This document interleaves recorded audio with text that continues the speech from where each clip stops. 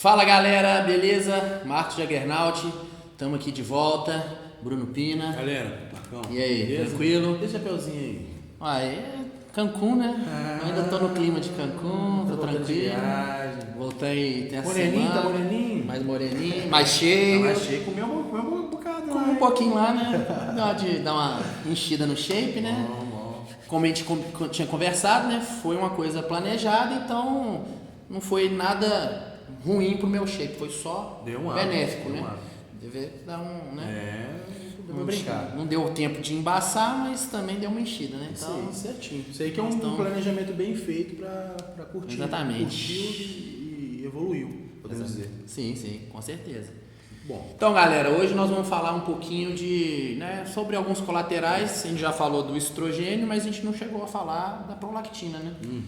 Que tem diferença, né? Entre estrogênio alto, prolactina alto. Os dois podem dar a ginecomastia, Sim. mas tem diferença, né? Entre a ginecomastia com estrógeno alto e com prolactina alta, certo? Correto. Vamos falar então, antes da gente entrar nessa questão da prolactina, propriamente dito, vamos falar para o pessoal aí como é que funciona o mecanismo de desenvolvimento de ginecomastia. Então, ginecomastia é o desenvolvimento das glândulas mamárias, né? É um colateral que ocorre em homens quando estão utilizando testosterona ou derivados de testosterona, androlona, dianabol, qualquer substância que aromatize, né? Ou seja, parte dela é convertida em estrogênio, testosterona e estrogênio. Às vezes o estrogênio sai do controle, a relação testosterona e estrogênio fica negativa, muito estrogênio para pouca testosterona, começa a desenvolver as glândulas mamárias, ou seja, ginecomastia. Então, beleza, isso aí é o princípio básico associado ao estrogênio. Acho que grande parte dos nossos seguidores já tem esse conhecimento básico. Só que, aí foi até interessante você citar a questão da prolactina. A prolactina é um hormônio que está associado, está envolvido ali em todo, relacionado ao estrogênio. O estrogênio sobe, a prolactina pode subir para acompanhar esse estrogênio. Quer que eu mostre ele? Olha só, cara, que cachorro folgadinho, né? É bom, né? Deixa ele aí. Enfim, vamos continuar. Então, o que acontece? O estrogênio sobe, a prolactina sobe para acompanhar. Na verdade, assim, é um efeito consequente, né? Subsequente. Né? Então, você tem um aumento do estrogênio, a prolactina sobe. E a prolactina também manifesta, o excesso de prolactina também gera alguns efeitos parecidos com o estrogênio elevado no que diz respeito ao aspecto do mamilo. O pessoal associa a prolactina elevada com a ginecomastia. Então, assim, o que acontece quando a gente tem, né, um problema relacionado ao estrogênio elevado demais com relação à testosterona? Sensibilidade dos mamilos, o mamilo fica, né, apitando, como diriam, né, fica inchado e você tem o desenvolvimento da glândula mesmo. Você sente um caroço mais duro. Prolactina, as mesmas coisas acontecem. Você sente ali a pedrinha, ali, o caroço, enfim, né, um nódulozinho, sente esse inchaço na região dos mamilos e a sensibilidade também. Então, os mesmos colaterais, então, você acha que é a mesma coisa. Você acha que é ginecomastia, mas não é. Não existe ginecomastia de prolactina. O que acontece é que você tem efeitos similares, né, colaterais parecidos. Iguais. Praticamente iguais, né? Nesse aspecto, sim, muito parecidos. Mas são coisas distintas. Que aí acaba acontecendo que o pessoal tende a combater achando que é o estrogênio que está alto e começa a tomar anti-aromatizante, ao invés de tomar um cabergolina, por exemplo, que vai abaixar a prolactina. Exatamente. Isso aí é que a gente começa a entrar, tipo assim, como que é relativamente simples por um lado, mas por outro é muito complexo. Aí você pega, por exemplo, o cara tá ali usando testosterona e nandrolona. A testosterona tá bacana ali, tá certinho a relação testosterona e estrogênio, tá tudo lindo. Mas a nandrolona, que é um 19-nor, que aumenta a prolactina, tá ocasionando aumento de prolactina. Aí o que ele faz? Entra com inibidor de aromatase, não resolve o problema, continua sentindo sensibilidade no momento, às vezes até piora, né? Porque vai abaixar demais o estrógeno, sem ter a necessidade de baixar. É isso que eu ia falar, exatamente. Então ele está socando em aromatase, estrogênio descendo, aí ele começa a ter problemas com libido, começa a ter problemas relacionados ao estrogênio baixo demais, e a sensibilidade dos mamilos continua lá, e ele tipo assim, puta merda, o que eu faço? Como é que eu resolvo isso? Então, realmente a prolactina que vai entrando um pouco ali na complexidade do simples. Sim. Né? O buraco fica um pouco mais embaixo. Então, por isso que é importante a gente ter uma noção ampla do que a gente está usando, os colaterais, de como que tudo funciona. Para saber né, se é a prolactina que está agindo ou não, né? Exatamente. Por exemplo, você falou da DECA, mas tem também a trembolona. A trembolona também aumenta bem a prolactina. Sim, é outro 19-NOR que também pode ocasionalmente prolactina. E esse aumento de prolactina não atrapalha só, não vai gerar problemas só relacionados ao aumento. A gente tem problemas relacionados à libido. E no caso da trembolona, que já é uma substância que é antagonista de dopamina a longo prazo, se a prolactina sai de controle, a prolactina é antagônica à dopamina, né? Que é um neurotransmissor associado ao centro do prazer. A dopamina vai lá no chão. Dopamina vai no chão, prolactina lá em cima, libido vai para o chão e ele também tem colaterais relacionados a colaterais psicológicos, né? Sim.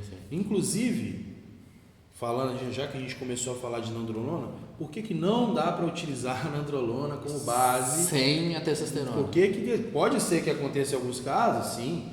Por exemplo, eu já vi casos associados à nandrolona com Proviron ou Masteron, que é um DHT, enfim. Né? Dá para, dependendo de algum caso, em alguns casos, dá para a gente encaixar. Só que, na grande maioria dos casos, vai dar merda. Vai dar merda. Né? Simples assim, para resumir. Né? Eu não sei de onde tiraram isso, né? Assim, é porque a gente sempre, de tempos em tempos, a gente tem algumas invenções, né? A galera gosta de inventar a roda. A roda já tá lá, mas eles gostam de inventar. Gosta de falar porque eu sou diferente. Eu sou. É inovador, não é diferente. Eu sou o fodão. Então igual você falou, reinventar a roda. Reinventar a roda. Então, assim, já tá ali há muito tempo, já, né? Desde sempre. Funciona de um jeito e o cara, não, mas eu quero ser o diferente. Eu quero ser o fodão que inventou outro jeito. Eu particularmente não sei de onde surgiu essa nova moda. Eu não sei. Talvez tenha vindo de outros países, de outras culturas, eu não sei. Mas... Holanda? Não sei, realmente eu não saberia dizer. Alemanha, Inglaterra, aqueles países ali, aquela região ali, talvez Holanda, não sei. Mas de algum desses países aí parece que originou-se essa invenção aí, esse boato aí. Bom, eu não arrisco. Eu particularmente prefiro me ater ao básico que sempre funcionou. A testosterona é boa pra gente, né? Nosso corpo já produz. Não faz mal. Não faz mal. A gente faz assim, é controlável. É controlável, né? Tranquilo, bem documentado, bem estudado e tal. Não tem esses colaterais relacionados à prolactina e tal. E outra, você utiliza nandrolona. Nandrolona não é testosterona. Não vai fazer as funções da testosterona no corpo. Não vai. Beleza, só que vai inibir o eixo HPT do mesmo jeito. Você vai suprimir sua produção endógena. Então você não produz testosterona, mas você não tem testosterona no corpo. Então você não produz e você não está injetando. Então você vai testosterona para onde? Vai pro chão, né? O estrogênio lá em cima, prolactina lá em cima. E aí me diz o que acontece com a sua libido nesse caso. Provavelmente não. Vai aposentar, né? Eu até falo até o seguinte: como que a mulher é? Pouca testosterona e muito estrogênio, muito prolactina. Então, o que você acha que vai acontecer com um cara que está com pouca testosterona, muito estrogênio? Não vai ser muito bacana não, né? Acho que vai virar colocar o chapéuzinho, vai pegar esse chapéuzinho aqui e vai lá para Cancún, lá vai aposentar, vai ficar lá para sempre. Ou vai virar uma menininha. Ou aí já... Enfim. Aí de cada um, né? Enfim. Mas é isso, né? Então não é uma boa ideia, tá? Vamos colocar uma testosteronazinha aí. Além da DECA e da trembolona, mais alguma que aumente a prolactina, que o pessoal pode ficar atento aí, caso estiver utilizando? Não, realmente são os da família 19-NOR mesmo, que é nandrolona e trembolona. O que pode acontecer é que o estrogênio elevado demais, ele pode ocasionar aumento de prolactina. Né? Mas assim, prolactina é bem tranquilo. Como a gente não tem essa questão da relação, porque, veja bem, o pessoal às vezes se prende muito a exames, né? Então, vou dar só um exemplo. Tô com 4.000 de testosterona. Eu, particularmente, não, que eu sou natural, né? Eu não uso essas coisas, né? Mas enfim, isso é o Odin, meu cachorro gosta de usar, então eu respeito o Xeno também. Então, manda pro Xeno, olha o tamanho desse cachorro, entendeu? Isso aí é testosterona pura. Testosterona pura, não, isso aí tá extremamente harmonizado, tá louco ali. Você vê que não respeita nem a filmagem, saiu entrando aqui no meio da filmagem, né? Mas enfim, isso aí é trembolona, viu? Trembolona, isso é várias coisas. Tá louco, cachorro louco. Mas enfim, a gente pega... Agora eu vou ter que cortar. Agora meu cérebro travou aqui. O que a gente estava falando antes do time?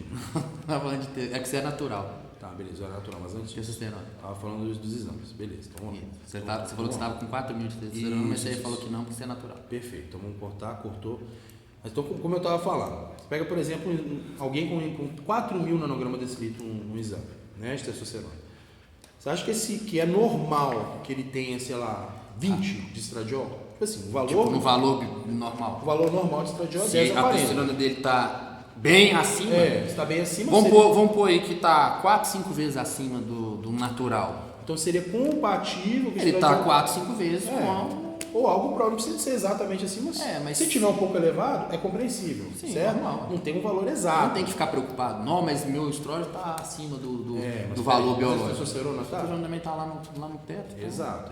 Agora, a prolactina já não. Prolactina já, se tiver com muita testosterona, estrogênio alto, não importa. Dá pra gente trabalhar com valor de referência. Se tiver alta, você já tem que... Já pode trabalhar. Já pode ficar preocupado. Isso. Falando, então, já que a gente falou, né, de como a prolactina pode ser negativa pra gente, uma prolactina excessiva, né? Como que a gente corrige? Aí a gente tem algumas opções. Vitamina B6, várias dessas substâncias elas já vinham sendo utilizadas principalmente em casos de mulheres grávidas com excesso de prolactina ou pós-gravidez. Tem vários casos. Então a gente tem... A prolactina está relacionada à lactação. Né? Produção de leite, né? Indução, favorecimento de lactina e leite. E aí a gente tem a ocitocina, que é um hormônio que está associado com, além de, né, com o famoso hormônio do amor, né? Ele também mais ou menos. E é o hormônio que secreta o leite. Então, quando a mulher amamenta, ela tem o movimento, o ato de sucção do bebê, gera um estímulo de secreção de ocitocina. A ocitocina é secretada e a secreção de ocitocina estimula a liberação do leite. Né? A prolactina já estava elevada anteriormente, então ela já tinha leite e a ocitocina faz isso. Mas é interessante porque a ocitocina só é liberada em 2 ocasiões, no orgasmo e nessa situação. Não sei como que o amor da mulher é pro bebê mesmo, né? Pra criança mesmo. É interessante, um dado curioso. Só para agregar o pessoal aí. Mas enfim, falando então, voltando aqui na prolactina propriamente dito, o que acontece? Tanto na gravidez quanto no pós-gravidez, a mulher tem um aumento de prolactina. Por vezes, essa prolactina é elevada demais. Isso gera complicações também. Nessas situações, para não haver a necessidade de introduzir um fármaco forte demais, como é, por exemplo, o caso da cabergolina, que é utilizada para situações em que a prolactina está extremamente elevada, como é, por exemplo, o caso de prolactinomas, que é basicamente um prolactinoma é um tumor, uma parte da hipófise que está associada com a liberação de prolactina, a produção de prolactina. Então, quem tem prolactinoma tem uma produção absurdamente excessiva de prolactina.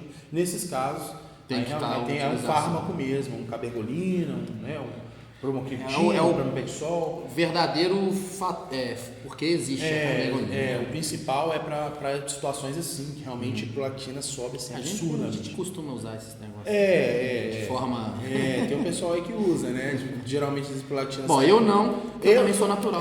Sim. Pra essa galera que gosta de usar hormônio, enfim, né? Enfim, mas não é a nossa praia, né?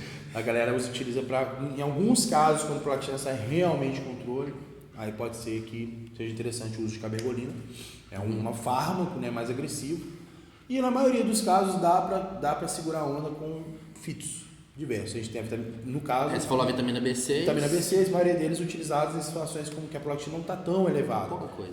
Então a gente tem vitamina B6, ginkgo biloba, Agnus castus vitex, temos a selegilina, que é um inibidor da monoamina oxidase, mas já é um pouco mais complexo, é um fármaco utilizado para mal de parto, enfim, então já não é um pouco mais, um buraco um pouco mais embaixo, né?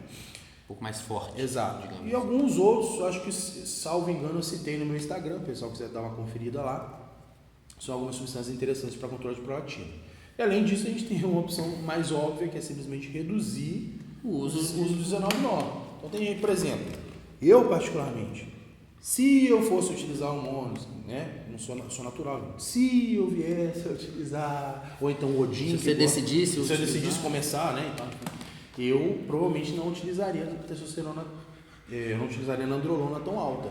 Eu utilizaria, por exemplo, Mais testosterona? tipo, sei lá, 800 mg de testosterona, 200 de nandrolona, ao invés de, por exemplo, 500 de testo, 500 de nandrolona. Como inclusive é bem comum, né, o famoso deck dura, né? Bem comum, meio a meio ali. Nandrolona muito alta gera um excesso de prolactina desnecessário. A gente pode utilizar a testosterona na dosagem mais alta. Tem gente vai também cumprir o papel dela, dosagem baixa, né? Tem gente também que não tem tanto problema. Aí tranquilo. Aí é mais tranquilo também. Mas se você for nos sorteados, né, problemáticos com relação a colaterais, você vai ter que ter então, sempre esse cuidado aí com essa relação aí. Isso. E jamais utilizar a nandrolona sozinha, né? Que, como a gente pôde observar, não é uma boa ideia. Sim. Não é uma boa ideia. Né? Mas é isso. Bom, acho que falamos tudo, então terminamos mais esse vídeo aí. Galera. Valeu e Cancún.